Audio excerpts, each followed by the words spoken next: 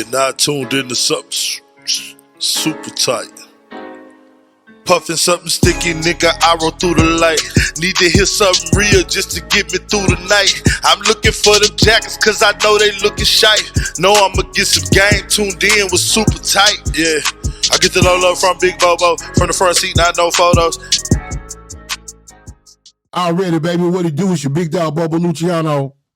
I want to thank y'all again for tuning in to Super Tight TV, because we back up your back, going smack, smack, smack, like we always do. And I know it feel good to you, don't it? Because it feel good to me. But today, I always keep my side piece right here. Side piece? Hold up.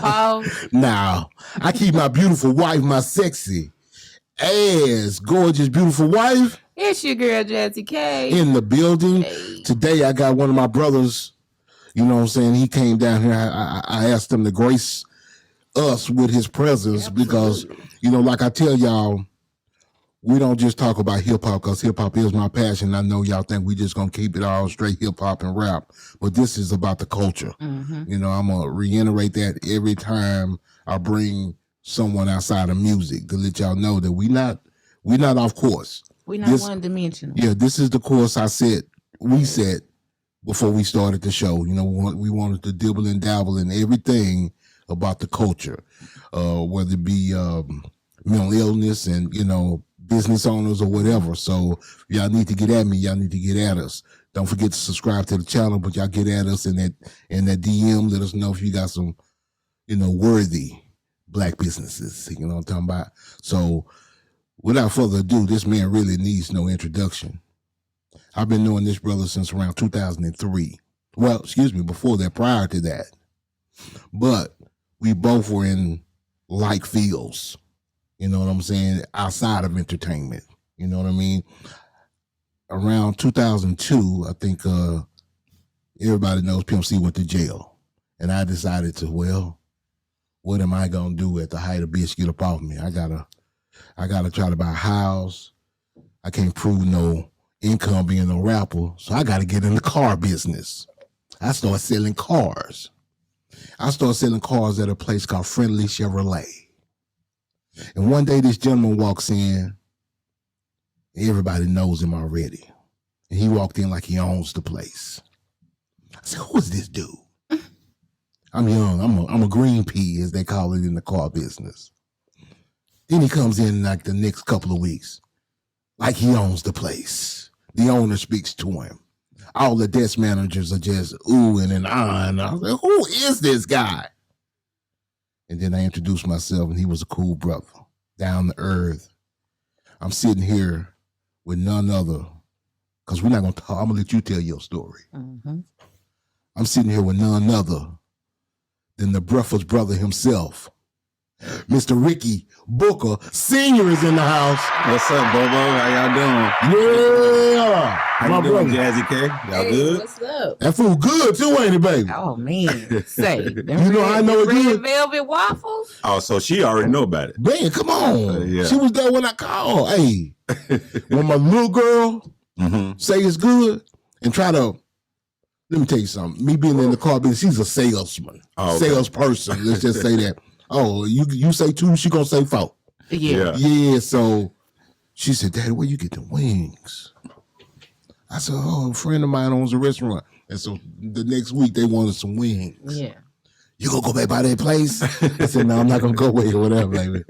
I ain't gonna go away or whatever, but yeah, but I will go get her some more of them wings because she's been asking about those wings. All the food is good. Oh, the greens.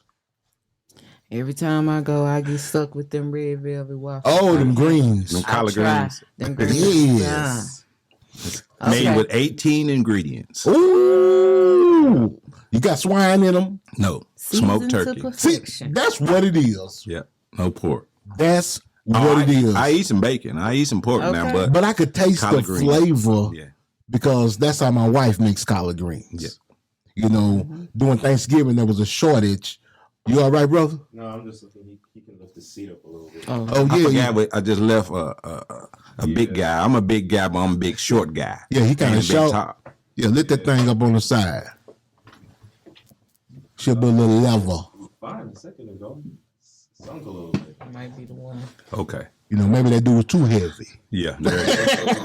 He might have broke my shock absorber. Shout out to his Leo. Oh yeah, but there was some history in the room before. I felt like a rapper. Man, I gotta back him up. You know how it go. But we gonna back him up but you got him though. Okay. You got him from 2, 3. We gonna go down through there. So I always like to kick it to my wife and let her get this thing started because it's always ladies first. All right, Ricky. So let everybody know where you from. We got to start from the beginning. I'm originally from Oklahoma City, but the Dallas-Fort Worth area, I've been here 29 years. So I might as well say I'm a Dallas native. So. How old was you when you got here? 26, I think. Okay. Yep. Been here a while. What part did you come to? We moved to Irving when we first moved here, and that's, some of the history y'all was talking about. I remember they had an office off of 183 and I think Story Road. Yes. Oh, boy, you way back there, ain't you? They what, 96, 95? Man, you way back then. Come on. Yes, sir. So, like I said, I was in the car business and this gentleman walked in and you were in the car business when I met you. Mm-hmm. I don't know if you ever sold cars. That might have been prior to me meeting you. Right. But when I met you, you was dealing with accessories. I started, when I first moved here, I got a job at Frank Parr Chevrolet. Okay. I was in the parts department. Okay. And believe it or not, I needed a job. And they told me, well, we got a parts driver's job. And I said, okay, cool, I'll take it. And he said, well, I look at your resume, where you come from in Oklahoma City. You come from management, this. I said, I need a job. Mm-hmm. $6 an hour. So I was making delivering parts. Parts runner. Yes. That was more than minimum wage at the time. Yeah, at the time. Yeah, but minimum wage. I didn't think nothing of it. $6 an hour. I needed a job because I wanted to make sure that I do the right thing. Right. Yes. So I did it, and it led from one thing to another because I was a hustler. I started paying attention to what's going on inside the dealership, and at that time, back in those days, there wasn't no black. Our culture wasn't counter salespeople. What I mean by that is they had parts guys that sit behind the counters. You come in, you order your parts from the retail side. And you come in from the service department, you order from that side. So me, I was bringing my sack lunch because $6 an hour, you don't have no extra money. You got your bill money, you through. So my wife was making me a sack lunch, so I eat my lunch and answer the phones because everybody was gone to lunch and the phones was ringing. So I started answering the phones. So never forget a guy named Jim Moten, a white guy, taught me how to get in the catalog and start looking up parts. So every day I was on my lunch break looking up parts and answering the phones and taking people's orders. And by the end of the month, they was giving employee of the months and commission checks. So Jim Moten won employee of the month that month. And everybody was, laughing at me and saying, the manager looked at Jim and said, man, you ain't never made an employee of the month. Your sales was high. And they said, Ricky. And I was sitting there, in the meeting. They said, Ricky be using his number. Because he ain't got no number. And Dave Weatherford said, using his number, doing what? He said, he'd be selling parts. And Dave said, give me that employee of the month back. Gave him the employee of the month. But back in them days, they was making $4,500, $6,000 a month. Yeah. In the 90s, that was good money. Yeah. But no black boys on, and no dealerships, because I was delivering parts and picking up parts from Young Chevrolet, Friendly Chevrolet. You remember, what was the one over there by the Galleria Mall? Showcase. Showcase Chevrolet. So I didn't see no black dudes. All the black dudes was either car porters or running parts. So when they put me on the counter sales, I was the first black guy in the history of Dallas-Fort Worth. Wow. As a parts guy. Because, I was always... What year was that, Rick? 1997. Ain't that awful? Yeah, 97. Hey, that just lets you know. And then I went from being the parts guy to the assistant parts manager in the body shop. Then I got certified for Chrysler, Mitsubishi, and Chevrolet. So I had all three lines, and I was running the body shop parts. Now, being at Frank Parra. Yeah. Frank Parra Chevrolet, right next door, a rock's throw from Texas Stadium. Yep. Y'all got visited a lot by Cowboys, right? A lot. I knew y'all had a reputation at one time. I don't know how true it was. You were working there. You can kind of help me. Were y'all like the number one Corvette dealer in America at one time? The number one Corvette dealer in America. And then they, back in those days, they had what they call top Chevrolet dealerships in the United States too. We were number 5 dealership, and we were number 1 in Corvette. So everybody in the country and all the Cowboys players and everybody was coming to buy Corvettes there. At Frank Power. Even when they put the new Texas Motor Speedway in, they did the appearances with Dale Earnhardt Sr. All them top dog boys. I forget his name now. He's still alive. He's the older guy who wore the cowboy hat, NASCAR guy. He even came and visit. That's how powerful Frank Parr was back in those days. He was huge. Yeah. I mean, back then it wasn't. I mean, those were the good boys in the car business. I mean, the Huffines, the Mark Edens, Roy Edens. I mean, the dads who started the car businesses. So yeah. So fast forward. JR. When I met you, you was working at JR. Right. Customs. What made you make that transition?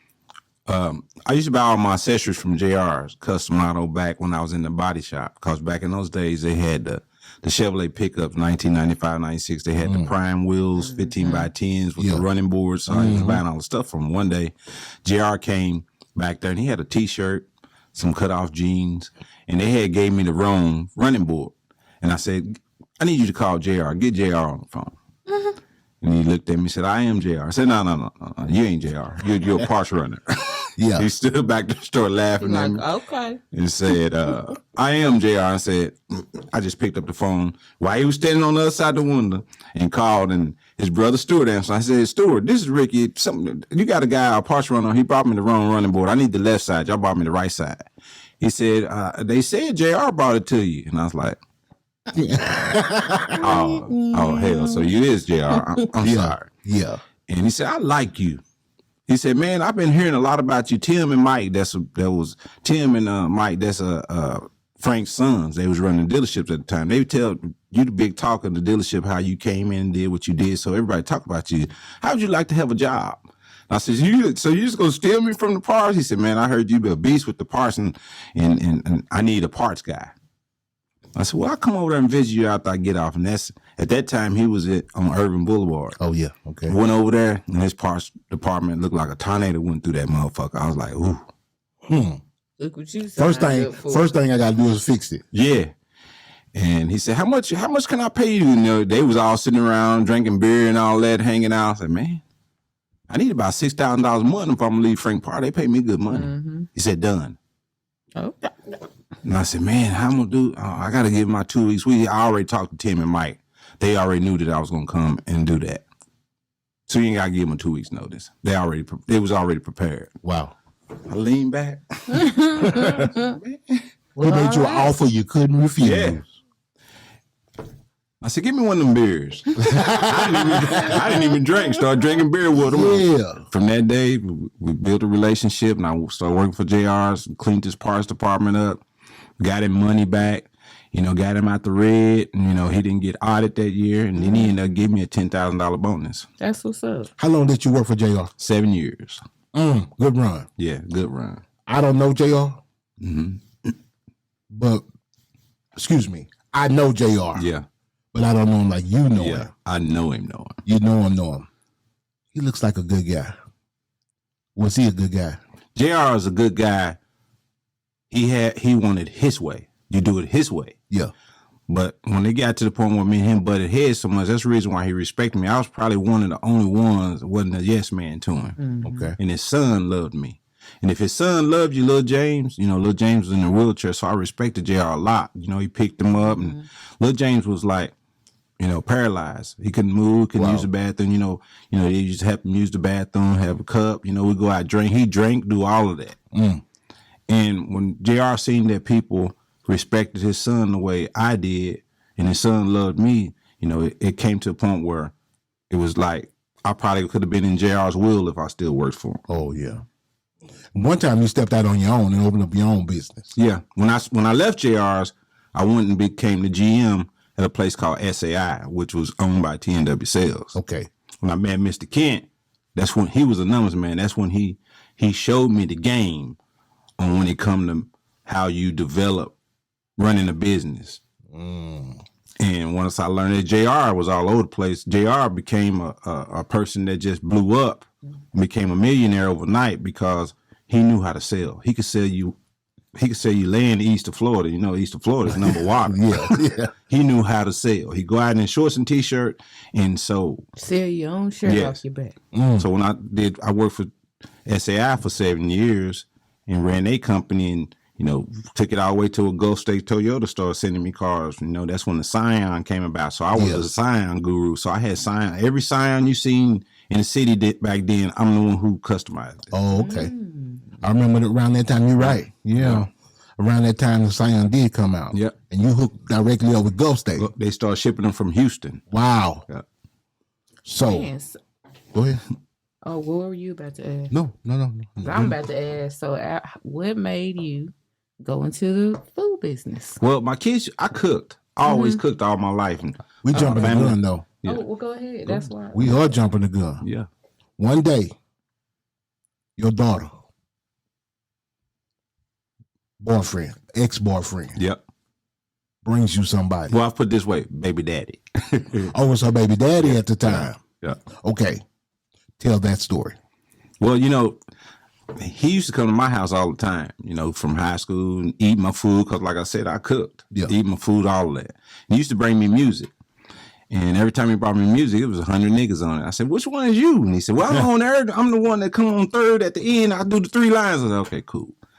So after a while, I could just quit listening. I said, man, you bring me songs with your whole Arlington crew on it. I ain't trying to hear that. So one night I'm in the bedroom watching TV, and my son at the time, Rickey, he used to cut all his friends' hair at the house. So he was cutting his hair. And he came in there and said, Brandon woman. So Rickey told him, he said, take him to CD. So Brandon brought me a CD. I said, man, here we go with this again. You got me another CD with a bunch of people on this. No, it's just me. It's one song. I said, oh, okay. So I laid and watching TV in the bed, and something told me, I said, man, I'm going to listen to this. And at the time, man, I think that was 2006. Because I had it's 2008 because I had my Charger for 2 years and I had a stereo in it. So I went in the garage, popped it in there, and it came on. I was like, Came on the beat drop. Rickey, Bobby, and I was like, damn. So I played it again. Got out the car, went back in the room, and didn't say nothing. I'm sitting there. I'm still puzzled. Yeah. And in my head, all I can hear is Rickey, Bobby. So I get back, I get on my phone. I said, call my brother-in-law. He lived around the corner. Donnie, I need to let you listen to something. So I got in the car and drove off. And at this time, Brandon and Rickey was tripping. They didn't know what was going on. So when around there, he got in the car. He put the CD in. I turned it up, jamming. He turned it down. He turned and looked at me and said, what you gonna do about this? Because at the time, I was working with another artist out of Fort Worth. His name was Aquaman, and he had a song called Take Me to the Dealership. And he said, and Delight, remember Delight? Oh, yeah, the producer. The producer produced it. Oh, so it had to be jamming. Oh, it was jamming. And my brother-in-law looked at me and said, you got a choice to make. Aquaman or B-HAMP. And at this time, Delight was on fire. He was the LSG, Link. Yeah. Tony Thompson, Hi-Fi. He was all over the place. He doing stuff with Tamir, the Braxton Girls. Yes. So long story short, I said, well, man, I'm going to sleep on it. Got home, tried to go to bed. I'm tossing and turning because that song is embedded in my head. Got to my office, and this was the time that I had my own custom shop. I stepped out on my own, but my partner was George Lynch, the ex-NBA basketball player that played for the Lakers. So me and him was partners. So I got to the office and I sat there and I said, man. So I called G-Rock. DJ G-Rock. Shout out G-Rock. Yeah, shout out G-Rock.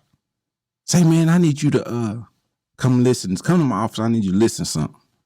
And our shop was in Los Colinas. So he pulled up, came in, put the CD in, and that back in them days you had the monitors on your computer at your desk, so you had the sound. Yeah. And it came on. And he said, turn it up. Turn it up loud, because he always wanted to hear shit loud.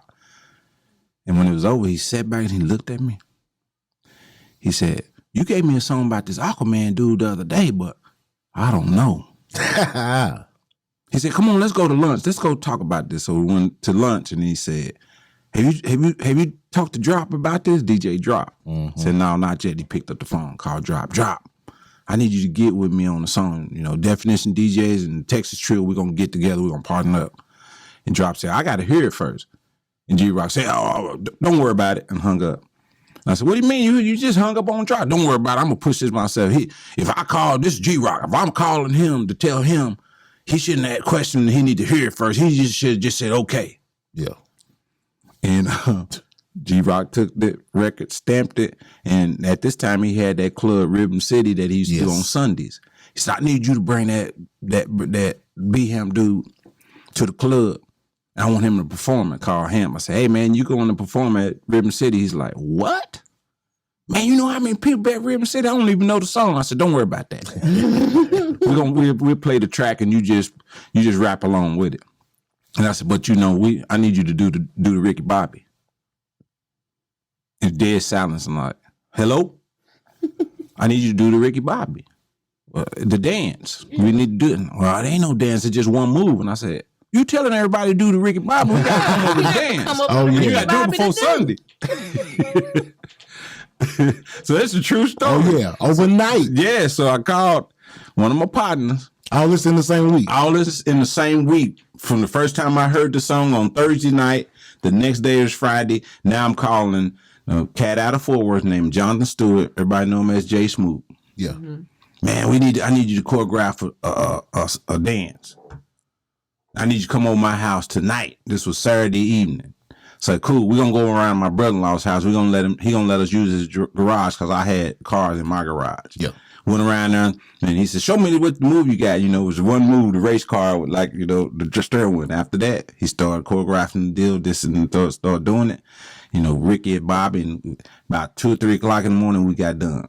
The next day, Sunday, when he went and performed it, G-Rock played it over 10 times. The hook, back and forth, back and forth. That's how you break a song. And by the time he got done, everybody was going at Ricky, you know, the up, down, the whole crowd was up and down. And all the dudes was standing on the side of the stage and looking at him like, where did this nigga come from? And at this time, the dudes I'm talking about is the little cats that had the song called, not the Stinky Leg, it was a song before that. Bobby B. Get it big. No, not Get It Big. The Bobby do the Bobby B. Oh. That song. It was big then. And, and Hemp just came in with Ricky Bobby and cleaned them out. And then we had who are them cats? Yeah, it was a rap. It just started. It was like if viral back then, we didn't know what viral wasn't even a word back then, but the song went viral. Oh yeah, real quick. And you've told me this story. Yeah. I just wanted you to tell it to the masses. Yeah. Because it's an incredible story. I mean, I couldn't, I hated to interrupt you, but I had to let him get that one out there. But there's one more piece to the story. Come on. His name was Brandon Hampton, which is B-HAMP. And producer at the time was 17 or 18. His name was Brandon Henshaw. But everybody know him today as Youngstar. Ooh. Youngstar Beats. So that's who did the track? That's the dude who did the Ricky Bobby, Youngstar. Which he called Youngstar Beats, which he ended up flipping. I had signed him at the time. Then he did another track called I Be Jiggin', which should have went, but the label wanted to go with a different song, make B-HAMP this LL Cool J dude, and got with Deron Jones and did another and flipped him. Wow. And I Be Jiggin', you had people in Japan making YouTube videos off of I Be Jiggin'. Yeah, I bet. The second track that Youngstar did. So the record label, what was that label once again? Because y'all did sign. We signed with, at that time, I'm tell you, we signed with Lionel Ridenhour, which he was responsible for, you know, back in the day in Arista, Usher, these big acts. So he ended up going and get recruited by Malaco Records, which is out of Jackson, Mississippi. Okay. You know, they were, back in them days, they were known for what we know now, Southern Soul, but back then it was the blues, you know, Johnny Taylor and all these big Yes. So he went and started the urban department. You know, he signed B-HAMP, he signed Rashida, Heavy D. There was a couple more. Cupid Show. He signed about 6 people on the label at that time. Wow. Who was it distributed through? You remember? You had it was Sony. But Sony. There you go. It was through Sony, but before Lino got there, they used, which was their parent company, was Selecto Hits. Oh, okay. Yeah, but Sony ended up getting distributed through Sony. Because I know B-HAMP seemed to have a little different situation than what everybody else had. Right. I didn't know if that was because of what you worked out, or was it the label? And I know if Sony, now that you mentioned Sony, Sony put their money behind you. The thing is about it, Sony did, but the distribution side, when you come to the point where the the Malico didn't quite understand the concept of marketing and promotion and through the massive. Was it hip-hop? It was hip hop. And Lino was trying to develop a company on the, you understand what I mean, on the G5 mode, and Malico was still in the Greyhound bus. Wow. Yeah, a lot of people didn't. I mean, you have to realize, we're fresh out the 90s. Yeah. Fresh out the 90s. Everybody seeing these rappers blow up, and everybody want a piece of it. But they got into something that they really didn't know about. Some people did. And a lot of people at that time, what they call the boogie movement, GS Boys, B-HAMP, The Road, Yes. Party Boys, Fat Pimp.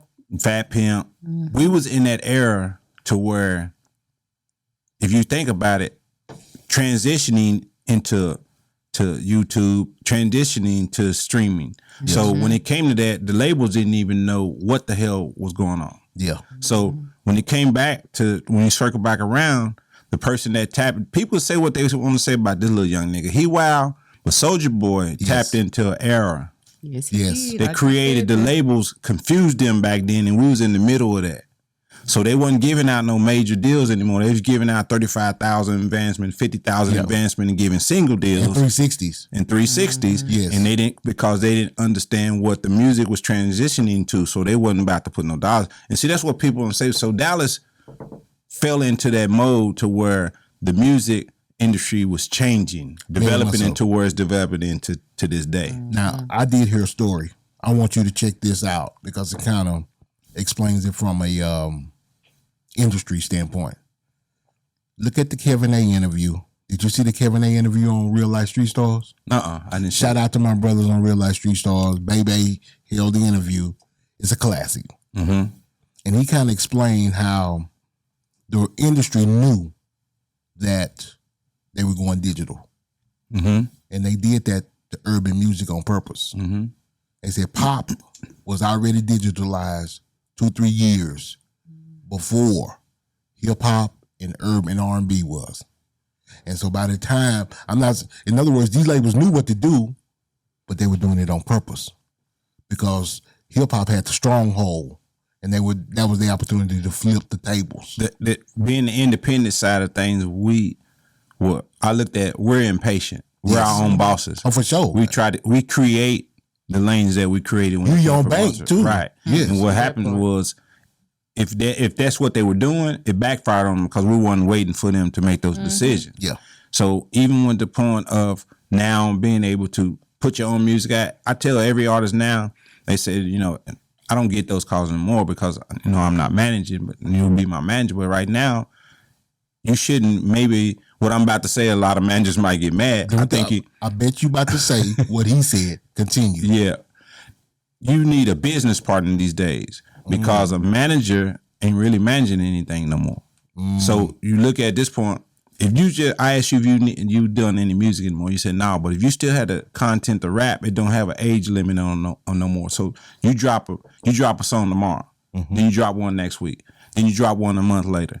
Then you drop one 2 weeks later after that. Then you drop another. Next thing you know, you looked up, you dropped 8 songs. Yeah. Put yourself in business.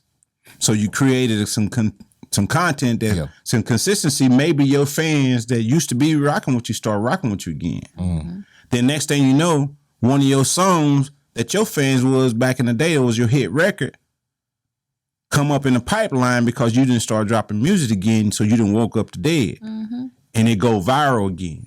Oh yeah. Now, next thing you know, you people doing TikTok. Now you back in business. You trying to talk me into go start rapping? No, I'm not trying to talk you into it, but I'm trying to tell you, the gray beard and the glasses don't have nothing to do with these days. Music don't have an age with it no more. What happens on social media, you get your fans off of social media. Yeah. Just like my man Leo said earlier, he watched the little kid fuck around Okay. on YouTube, and his kids was watching every day, so he wanted to see what was going on. Yes. This little kid was a millionaire, fuck around on YouTube. Playing games. Playing games. Playing games. You're right. So the consistency of what you drop and put out.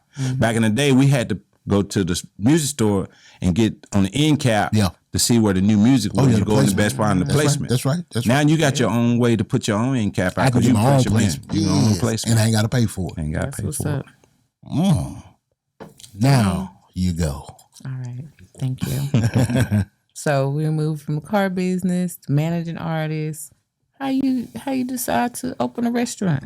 Well, like I said earlier, I cooked all my life. I did big Thanksgiving feasts at my house in Mansfield. Every 4th of July before my mom passed, I used to invite everybody to 4th of July from Oklahoma City, and I used to do a big picnic at Lake Murray over there. Oh, okay. Oh, wow. And my kids used to always say, you need to start selling food. I said, man, I'm not doing that. That's a lot of labor. I cook enough at home. And my son started working at the barbershop in the Art of Barbering on Mayfield. He said, Daddy, just bring plates. $10 plate. I said, man, I'm not doing that shit. Yeah. So, you know, when it came back to the point to where they kept telling me to do it, I'm getting to the point of the story. Now I eventually quit being partners with anybody and stepped out and got my own shop. And it was called RB Customs. Okay. And RB Custom I opened up in 2014, and it went to about 2017. And one of my friends called me and said, hey, man, you want to get in the strip club business? And I said, yeah, strip club business. Anybody ain't going to give us no strip club. He said, King of Diamonds. I said, what? You lying. Yeah, man, we had to have this much, this, and third, and I got the keys, and we can turn it to King of Diamonds, and we can be franchised. I said, man, I ain't letting no brothers, that ain't the word I use, but I ain't letting no brothers, no ninjas, we have no strip club, no Dallas. And he said, for real, I'm not lying, Ricky. And I said, okay, cool. Now, let me bring one more person into this equation. That way it'd be 3 of us. He said, okay, cool. I called my other Fat Pimp's cousin. Called my Fat Pimp's cousin and said, man, he did the exact same thing I did. I said, man, you want let's open up a strip club. We got an opportunity to be partners of a strip club. You lying, man. Ain't nobody gonna give us no strip club. And I said, and the King of Diamonds too. He said, man, you one out of Miami? I said, yeah, it's a franchise one. He said, man, ain't nobody don't do that. I said, well, okay, here's the address. Meet me over there. Yeah. We met over there. And we seen he had the keys, he unlocked them. Me, we looked at each other like, this nigga dude got keys to this. It was for real. Yeah. So we went in there and signed the papers and went and did the deal, and then we started renovating, and we had King of Diamonds. So you own King of Diamonds? I did not know that. Yep. If I'd have known that, I'd have brought my wife over there. We was rocking King of Diamonds, but the How long? From 2000. From 2000. His picture probably on the wall. We did. It's about a year. But what happened when we started building out? We noticed they had a small kitchen, but we couldn't get a permit to put a kitchen in there. And said, "Man, we need food. We can't have a strip club without food." Exactly. And my partner was like, "When Ricky cook," I said, "Man, I'm not doing that. I'm not. There it goes. Not the owner. Yeah, here I go get. Man, we got to do this." I said. He said, "Well, I'm gonna find food. We're gonna put it in the bag." I said, "Cool." So he found on Craigslist a little black trailer. We nicknamed the Little Black Shack. Which I'm finna release the story of that. I saw the picture. Yeah, and it started in that Little Black Shack and put it back there. He paid $3,000 for that thing. Put it in the back, plugged it up. We got a stationary, plugged the stationary, and we started cooking. People started coming, and I never was involved in it, so we really wasn't selling food. So I know who was buying inventory, and I know who was paying the 3 cooks that we had in there. Yeah. Man, we not making no money doing this. He said, well, you ain't supposed to make no money when you're doing that at the strip club. You supposed to pay. I said, I get that. He said you supposed to what? You supposed to have them there for them to at least eat. Because cause the gentlemen's clubs and stuff like that, if you go to the other gentlemen's clubs like the Lodge, you can get a steak, lobster, and $10. They not really there. It's not really there to be profitable. It's there for the atmosphere of the vibe, the entertainment. But they're not losing money. If it break even, you're good. But when it was losing money, to me, I said, man, we losing money doing this. Yeah. We buying inventory, we paying people. So, man, we asked you to get involved. Man, I'm not doing that. Then about 2 weeks later, I go upstairs in the office. I said, man, I got to do something about that food truck. And he looked at me and said, won't you do something? You know so much. I said, you know what? I will. Went down the stairs, went around the back, looked up there and said, hey, you and you get the fuck out. Locked it up, closed the door. I went back in the office and they was in there laughing. So what's so funny? I knew if we made you mad that you would do something about it. So we made a small menu and we came up with the recipes and catfish and the wings and different things. And I got 3 more good guys put in their trailer. We started rolling. And about a week later, after we opened it back up, it was a line. The sun was coming up. People was buying food out of there. Yeah. Reputation. Yes. Yes. I heard about the food truck, but I did not know that you were owner Yep. of both. Yep. Wow. That's what's up. And then we catapulted that into a brick and mortar. Yeah, but come on. Before we fast forward to that, Let's go. The story that happened is King of Diamonds, we ended up losing King of Diamonds because we found out that the name was dead. What you mean? When people trademark things, the name was available. But when you go in the trademark office, it'll say dead. It'll say DEAD in red, dead. What does that mean in the business world? Meaning that it's available for you to go trademark it yourself. Yeah. Wow. And So somebody took it and went in. No. I got word from our house mom, Mama P, Ella Patterson, told us that it was available. And I called our attorney the next morning and found out it was available, and we went trademark King of Diamonds name, the watermark, the logo, KOD, and we own it outright. The name, everything. To this day. To this day. Me and my business partner have the seal that you get from the federal government with the gold seal on it. So what made you just get out of the Shake 'em Up business? Because we couldn't get a building. Then we got kicked out of the building. Why? Because they wanted us to relinquish the name. Because at the time, the franchisee did let the name go dead. And they said, Like, it ain't our fault. Right. Y'all got I caught. said, no, sleeping. I'm not really. So in that situation, do people have to pay you to use that name? Yes, yes. We of course we have to go to court and go through all those stipulations, but they opened one back up in Miami, but we didn't want to bother with that because that's the foundation, that's the legacy. We're not worried about that, and we're not really worried about no other states besides where we open up. Yes. And if somebody come and open up in the state where we at, we're gonna shut it down. Then if somebody running it that's running it in the ground, that's the brand. Then we have to close it down too. So we're not real big on going and shutting it down everywhere. Somebody think we investigate the details and see how it's ran, and then we'll go from that point. Right. Is it bringing income into you? Right now, it's not. Okay. Because we hadn't found another building and done it. So what we did is we took the little black shack and we bought another club called Pink Lounge. It was a regular nightclub. Where was that located? It was in West Dallas on West Davis and Westmoreland. Okay. In that area. So we took the little trailer and put it behind the nightclub and got with 3 promoters, and they started an R&B Friday night.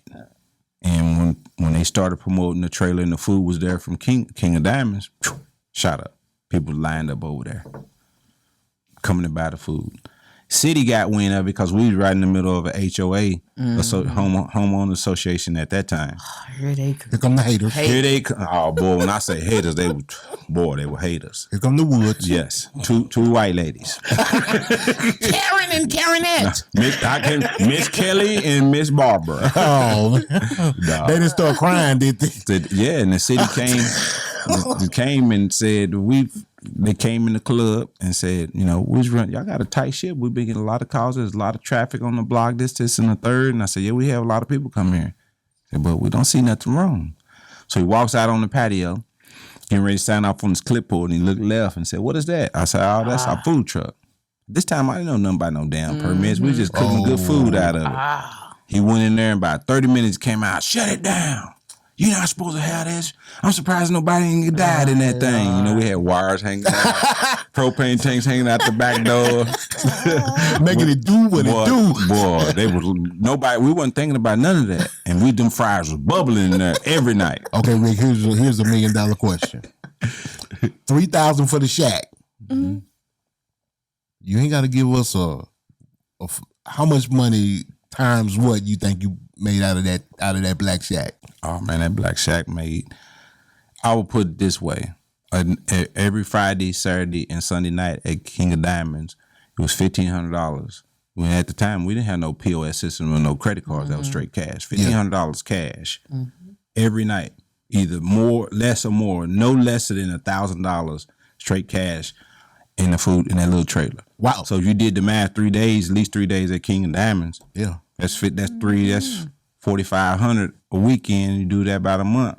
You're having a good little run. Yeah. Yeah. So that trailer played for itself 100 times. Yeah. Oh yeah. Yeah, more than that. Yeah. Yeah. So, are we up to the brick and mortar? And we came to the point where we ain't at the brick and mortar yet. Or where we at now? I like these interviews. We at where they shut the trailer down. Okay. The Pink Lounge. So we had people wanted the food. Man, we y'all got to figure out how to do something. And I was like, man, I don't know what we could do. How long did it stay down? 6 months. Mm. Too long to where it went from 700 people on Friday night to 70 people. The pink? The Pink Lounge. Because the food is gone. Food is gone. Wow. No, you coming for some good food, So- man. You be mad when it's So gone. I was sitting there at the house one day, me and my girlfriend. Said, man, we got to do something, man. Thugger and Stinking Willie, man, we need that food back. They trying to figure out how we can get that food. She said, I got an idea. You know DG's got a kitchen.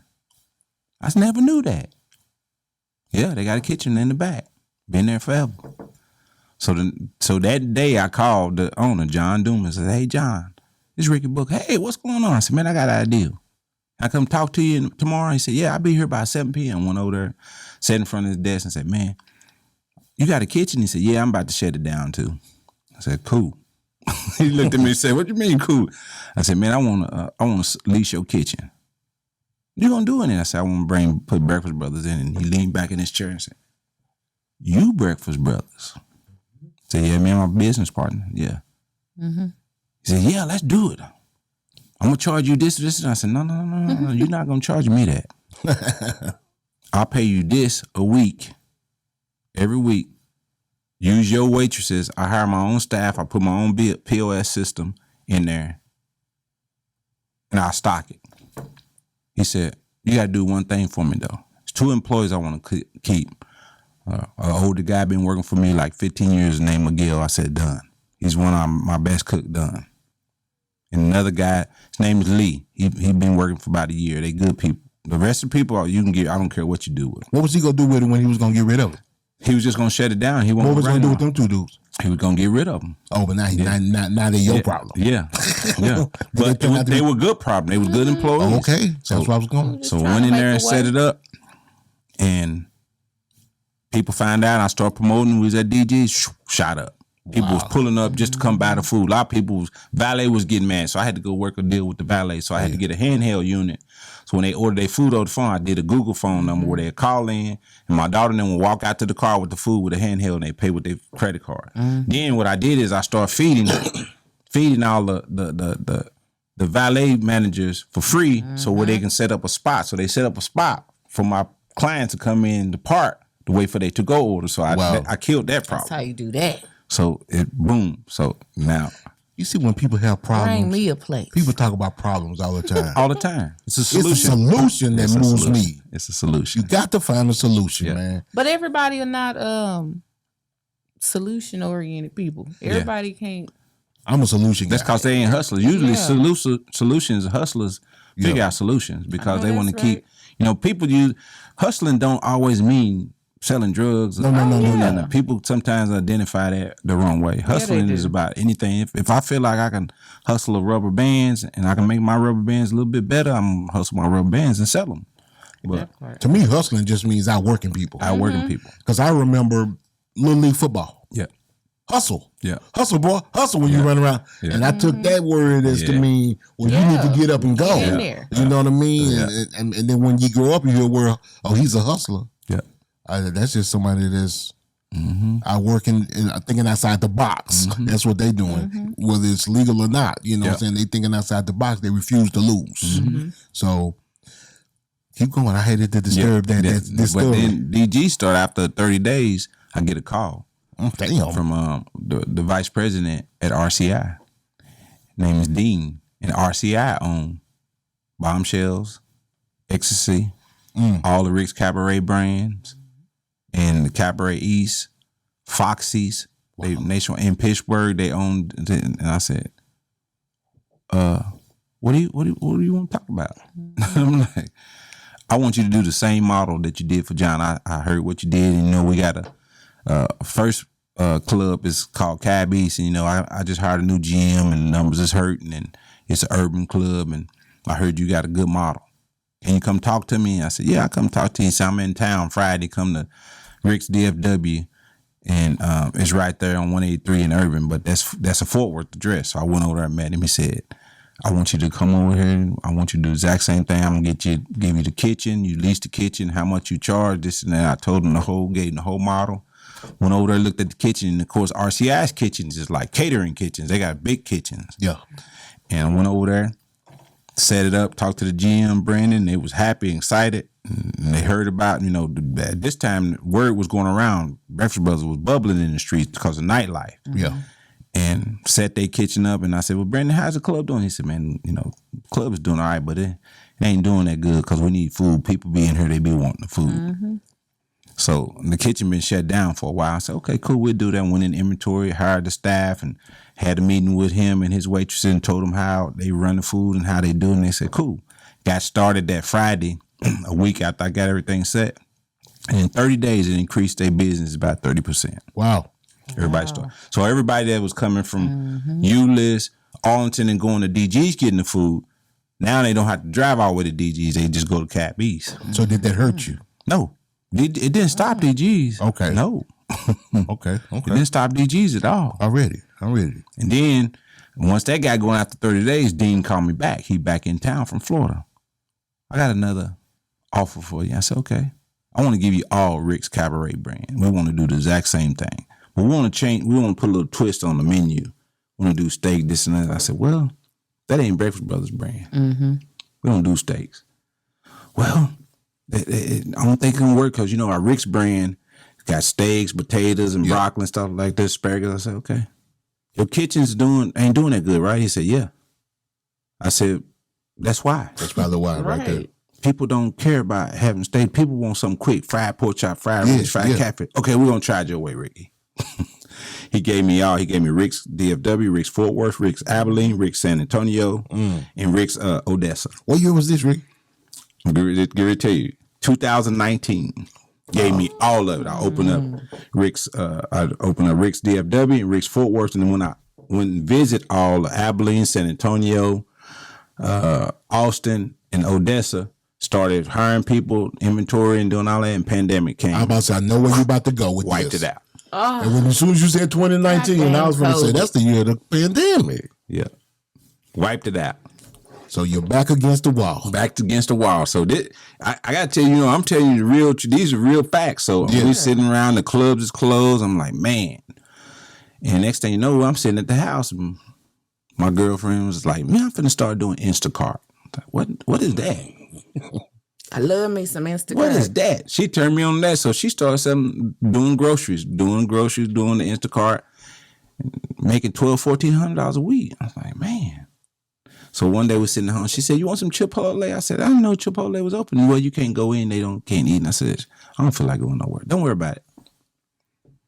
I kept watching TV. I thought she said, don't worry about it because she was mad because I didn't want to go drive or whatever.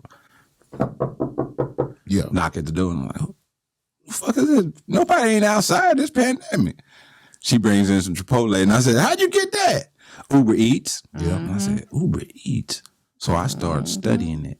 Uber Eats, DoorDash, Postmates, Grubhub. I said, these motherfuckers is making a killing. Especially at that time. Shot up. Their profit shot up. So I'm sitting there. So one day I called John. They had made a bulletin. The bars that had kitchens, bar and restaurants can open up 50% capacity. And I called John. I said, why you can't open up? He said, and I called Dean at RCI, why you can't open up? Y'all got a kitchen? He said, we're not considered as a bar and restaurant. I said, damn. So I called our licensing lady. I said, Miss Angie, I got an idea. Could you get Breakfast Brothers a permit? She said, matter of fact, since you just called me, they're allowing restaurants to get permits for bar and restaurant. It costs $750. I said, I ain't tripping. Called John. I said, hey, I got an idea. I'm a subsidiary of your building. I'm going to get a license, a bar and restaurant license, at your address, and we can open up. You think? And so he went and investigated. He said, yeah, let's do it. And I did that with Cabby's and John, and we opened back up. Wow. But it was only 50% capacity, but none of it wasn't the same. So I said, man. So me and my partner said, man, with the Uber Eats and all the stuff going, we got to get a real food truck. Because the Little Black Shack is done. It's out of business, period. It's over. So we went and found the food truck. Got a full-blown food truck. And once people started finding out we had the food truck, we started posting and pulling up. People started lining up again. And this is around the time when pandemic started slowing down and we had a food truck out. And a lady that owns a salon in Arlington next door, used to be an old Henderson Chicken. She called my partner and said, that Henderson Chicken shut down. You got to come look at it. He said, I'm out of town. Call Rick. So she called me and I went and looked at it. I said, man, this is perfect. It was raggedy too. And I was like, so I told him, I said, man, yeah, let's get this. And then he came back and he said, well, man, we can't just have good food and just put paint on the walls. So, man, we remember we had an architect, big firm here in Dallas called Jones and Baker, and went to him. He designed Breakfast Brothers that we approved. The renderings and what you see today in the inside was designed. We wanted a franchise look. And if you pay attention, on the front counter, it's black 10. That's the Little Black Shack. That's a symbolic message. Kind of like the Apollo, the tree stump. Yes. That's our symbolic message. It's the 10. So every Breakfast Brothers look the same, but on the front counter, it'd be that 10 black. The message for the Little Black Shack. Love it. Oh, yo, never forget where you come from. Right? Never. Because, man, in the wintertime, it was freezing. We had the fryers open for heat. Yeah. In the summertime, it was hot. No AC. We had all the windows open. And when it poured down raining, it leaked. So, man, I used to be up in that joke cold, sweating, and wet. Wow. Making it do what it do. What? Yeah. So, we know about the second location, right? But before the second location came about, some big news came your way. You ventured out into the TV world. Let's talk about that. Well, when we first opened up Breakfast Brothers, it was still 50% capacity. I think now it was 75% at this time for restaurant. But when people found out that we had a regular restaurant, a full service restaurant, that was out the window for us. People was lined up coming to Breakfast Brothers. So CW33 had this show called Morning After AM or something. It was kind of like a Kelly and Regis show, Good Morning America type deal. They contacted my publicist and said, man, we want to interview Breakfast Brothers. And said, okay, cool. We want to bring y'all on the set, but then they didn't approve it. So we had to do a Zoom. So I cooked all the food and she delivered the food to them. So they ate it live on the set while we did a Zoom. Yeah. So I told the story, and as they were eating the food on TV live, not pre-recorded, they forgot they were interviewing me. Because the food, and everybody was in there eating the food. Like, Yeah. I'm sorry. So once they got done, we did the story. They aired it. It kind of blew up. So the producer called me and said, have you ever thought about doing a show? I said, man, before I hung up the phone with you guys after we got the air, I was joking and said, y'all need some cook shows on here.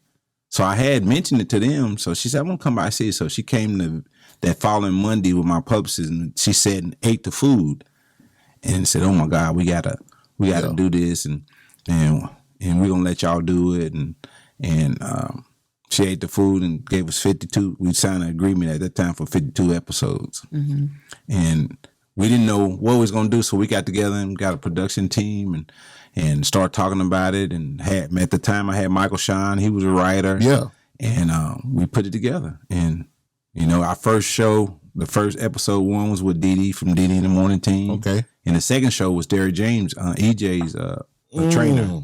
So, now we at our 66 episode. So in other words, this is Beautiful. That means you signed another deal. Yeah.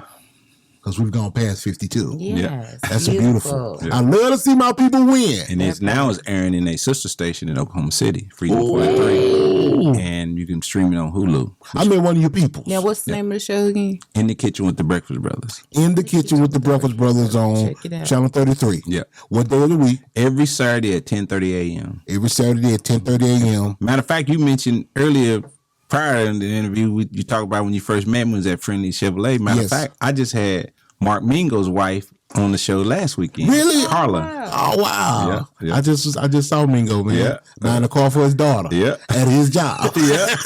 Selling himself a car. Yeah. Making a bill for As a himself. matter of fact, they was Freedom Chevrolet was when we first opened up Breakfast Brothers in Oak Cliff on Camp Wisdom. They were in it, and that's when I seen because they were calling, and my girlfriend said some guy came and said his last name was Bingo, that we didn't put his greens in there, his grits in his order. I said, Mingo.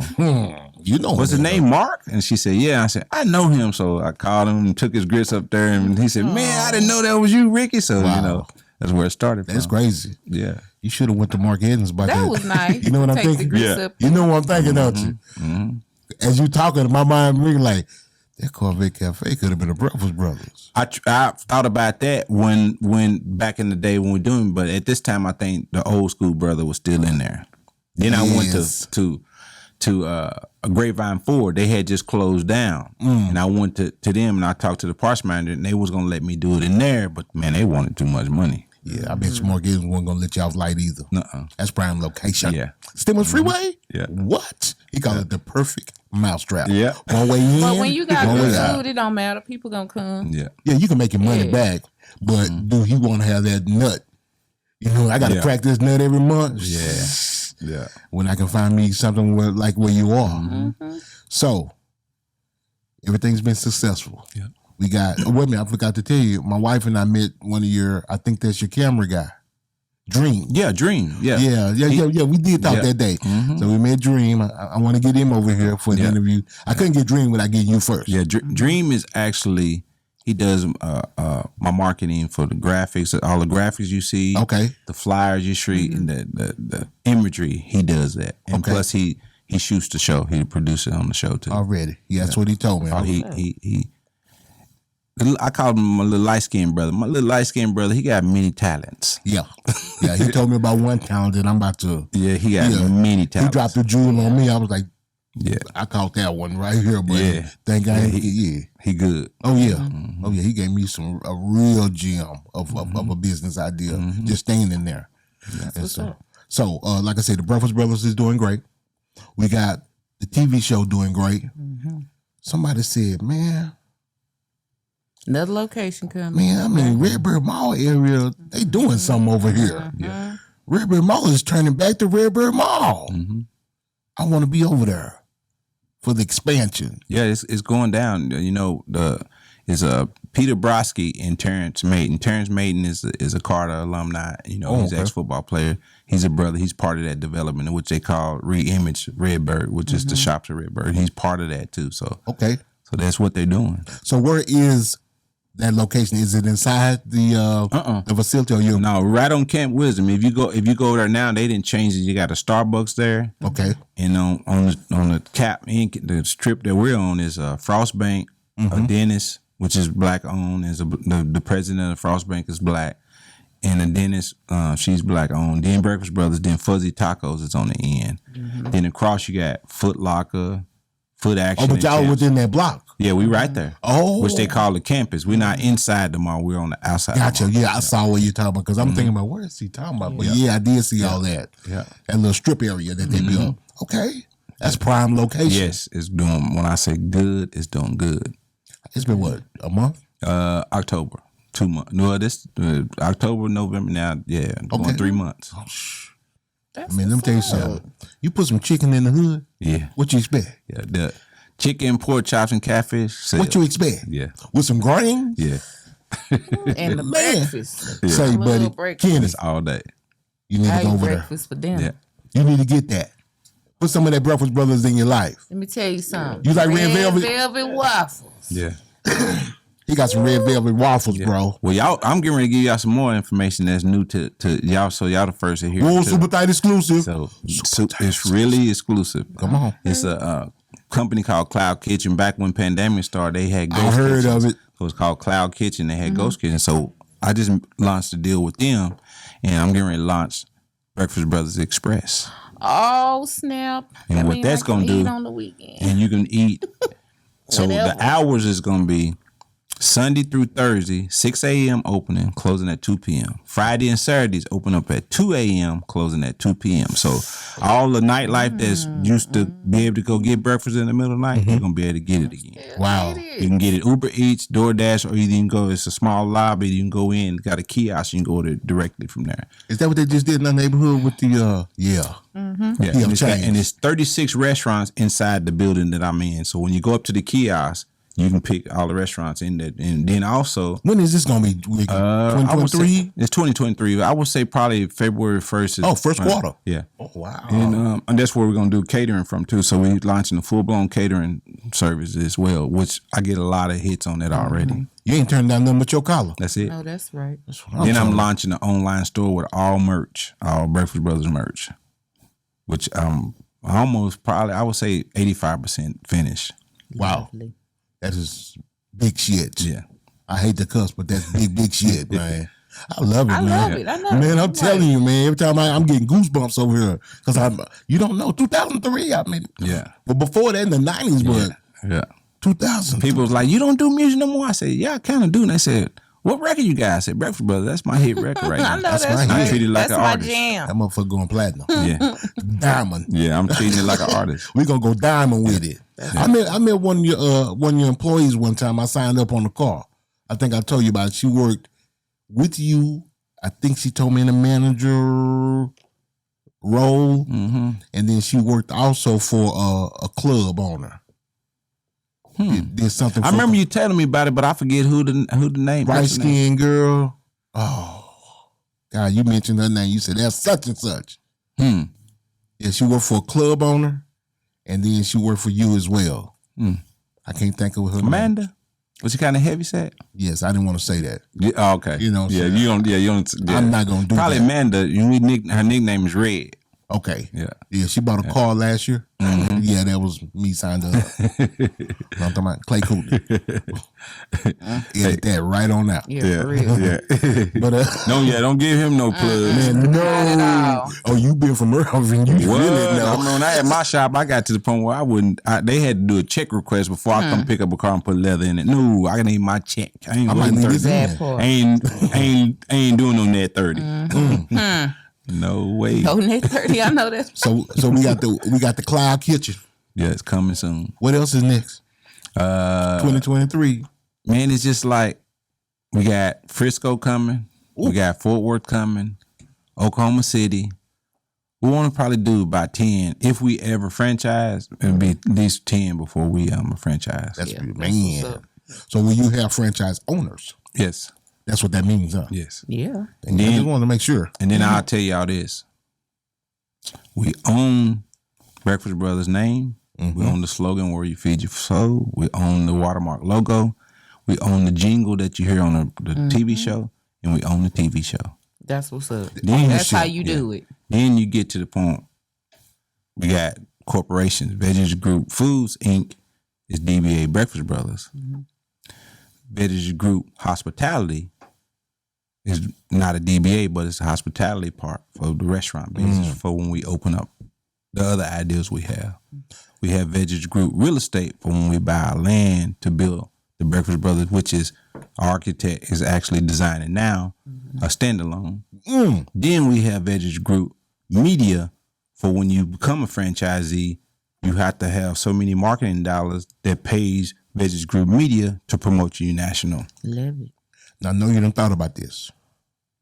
When will there be a Breakfast Brothers H-Town?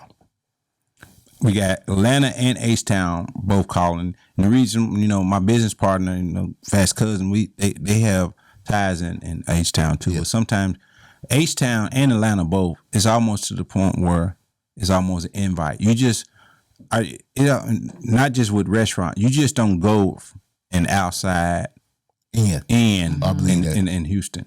It almost has to be because they got the Breakfast Club and Yes. the Breakfast Brothers is becoming a lot more known, and Houston people are coming here to eat.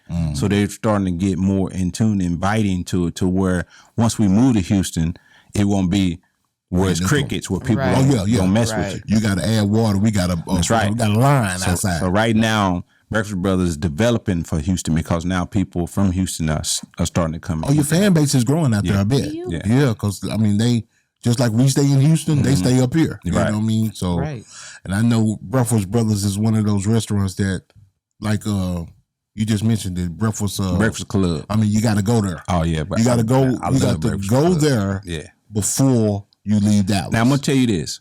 This is true.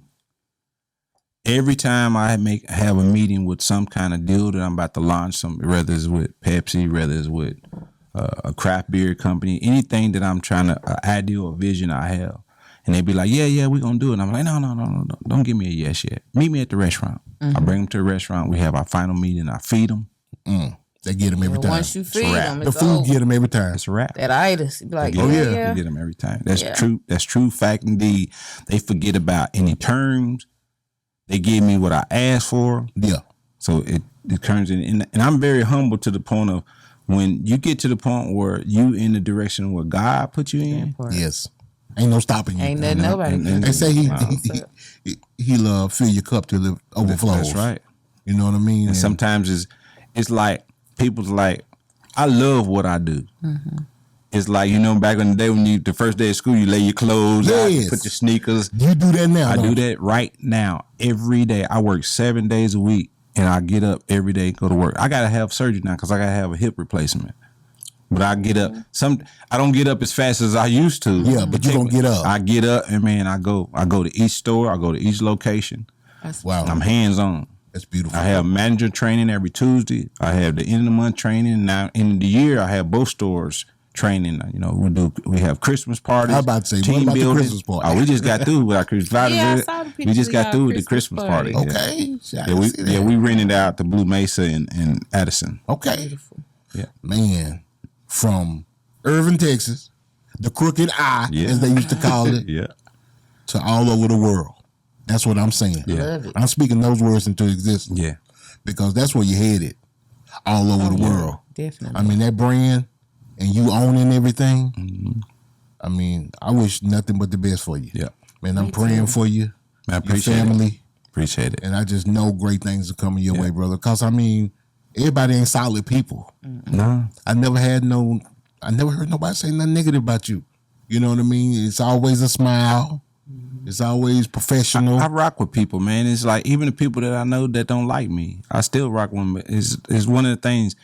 But why wouldn't they like you? It's because sometimes, pure honesty, when I manage Fat Pimp, manage B-HAMP, sometimes they be like, Fat say, man, you gotta call Rick. And they be like, man, do I gotta call Rick? Fat used to always laugh, but some people don't, they're afraid of good business. Their business will scare them away. I'm just solid to where we're not gonna do that. Yeah, we'll do this. No, this and third. So I came to the point where I'm going to be 55 in May. I made a lot of mistakes to where now I can identify the mistakes I made. And now I'm not gonna make the same mistakes. You know what that's called, right?